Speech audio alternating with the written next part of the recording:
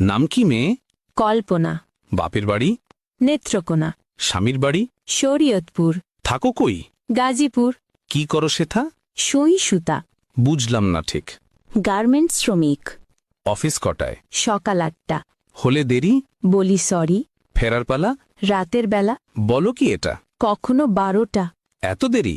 Overtime করি। ঘুমাও কখন? 2টা যখন। রান্নার সময়? যদি কবু হয়।